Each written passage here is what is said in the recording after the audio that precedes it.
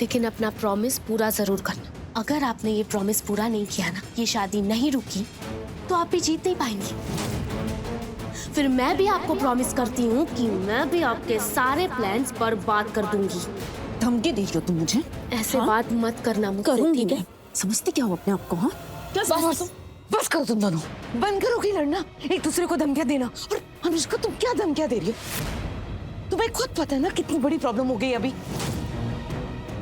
इस तरह से एक दूसरे को धमकियां देती रहोगी ना तो एक दूसरे का बुरा ही करोगी। ये टाइम एक दूसरे की मदद करने का, एक साथ चलने का, अलग अलग रास्तों पर नहीं। एक साथ चलकर तुम इस प्रॉब्लम को सॉल्व कर सकती, समझ रही हो? और जो करना है ना दिल से करना, फिर देखना तुम दोनों का कितना पक्का बंधन बनता है। क्यों पंडित जी? जिंदगी भर क्यों नानी, 7 जन्म, 7 जन्म के लिए इसका हूं मैं। फिर उतावला हुआ तू? आयुष, बी सीरियस, शादी है वो भी तुम्हारी, ओके? Sorry sorry sorry. मैं पंडित जी आप बताइए क्या करना है, मैं हूँ यहाँ पर सीरियस। और गणेश जी का हाथ जोड़ के ध्यान करेंगे। मॉम, एक second I. Karishma, excuse me, कहाँ जा रही है? रुकना, नीलम और आंचल भी यहाँ नहीं है। तो सब लोग यही सोच रहे होंगे ना कि वो लोग इस शादी से खुश नहीं है। जब तक वो नहीं आ जाते तो रुक, हम रुकते हैं यहाँ। लेकिन मॉम, भाभी और आंचल अभी तक आए क्यों नहीं? उसका मुझे क्या पता। बैठे होंगे किसी कमरे में, डिस्कस कर रहे होंगे कि कैसे वो लोग इस शादी से खुश नहीं है। पर अगर यही बात मैं बोलूँ ना तो सबको बुरा लग जाता है। खुश तो मैं भी नहीं, लेकिन मॉम यहाँ हूँ ना मैं, और गेस्ट को भी शो नहीं कर रही हूँ कि मैं खुश नहीं।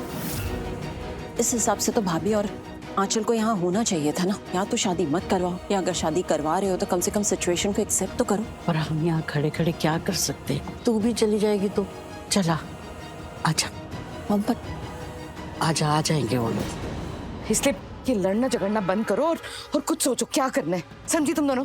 अनुष्का, तुम तो मौके की नजाकत को समझो, समझदार बोलती हो ना खुद को। नीलम हमारे लिए इस समय एक टिकिंग टाइम बॉम्ब है। सबसे पहले उसको यहाँ से हटाना है। मॉम, अनुष्का एक सेकंड। अनुष्का, सबसे पहले तुम कैसे भी नीलम को वॉशरूम में बंद करो, ताकि जब इसे होश आए तो ये किसी को कुछ भी ना बता पाए। सिर्फ ये बता पाए कि कोई घूंघट वाली औरत थी जिसने उस पर अटैक किया, उसके बाद कोई और।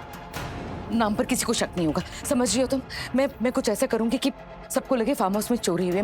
मैं कुछ सामान चोरी करवा देती हूँ। तब तक हमें टाइम मिल जाएगा कि हम नीलम को टैकल कर सके, ताकि ये मलिष्का के खिलाफ किसी को कुछ ना बता पाए। एटलीस्ट ये तो ना बता पाए कि ये बलविंदर के बच्चे की माँ बनने वाली है। समझ रही हो तुम? इसलिए इसे हटाना बहुत जरूरी है। पहले तुम जाकर इसको वॉशरूम में लॉक करो। जल्दी जाता हूँ। मॉम, एक मिनट, कहाँ जा रहे हो आप? और अनुष्का, तुम भी रुको। इन्हें वॉशरूम में मत डालो। वॉशरूम में लेकर जाओ? पर क्यों ऐसा बोल रही हो? क्योंकि मॉम, इन्हें वॉशरूम में लेकर जाने से हमारी प्रॉब्लम सॉल्व तो नहीं हो जाएगी ना। मुझे परमानेंट सोल्यूशन चाहिए। आप बताओ ना, इन्हें अगर हम वॉशरूम में लेकर जाएंगे तो क्या हमारी प्रॉब्लम परमानेंटली सॉल्व हो जाएगी? नहीं ना। मुझे मेरी प्रॉब्लम हमेशा के लिए खत्म करना चाहती हूँ। तो वही प्लान करते हैं ना मॉम। क्या मतलब है तुम्हारा? तुम सुन रही? तुम क्या कह रही हो? क्या कहना चाह रही हो तुम? आप जानती हैं मॉम मैं क्या कहना चाहती हूँ। You mad? होश में तो हो तुम? क्या बकवास कर रही हो? मैं होश में हूँ, पागल नहीं हुई हूँ मैं। अगर कोई यहाँ पे सेंसिबल बात कर रहा है ना, वो सिर्फ मैं हूँ। मैं ही सिर्फ सेंसिबल बात कर रही हूँ, और कोई ऑप्शन नहीं है। मलिष्का सुनो तो। नहीं, क्या कह रही हो? नहीं सुनना मुझे, ना मुझे आपकी बात सुननी है और नहीं मुझे तुम्हारी बात सुननी है। मुझे किसी की बात नहीं सुननी है। मुझे पता है यही राइट ऑप्शन है। मेरे सर पे जो परमानेंट तलवार है ना, जो लटक रही है ना, ये तलवार, इससे मुझे हमेशा के लिए छुटकारा चाहिए। मैं चाहती हूँ कि ये मर जाए।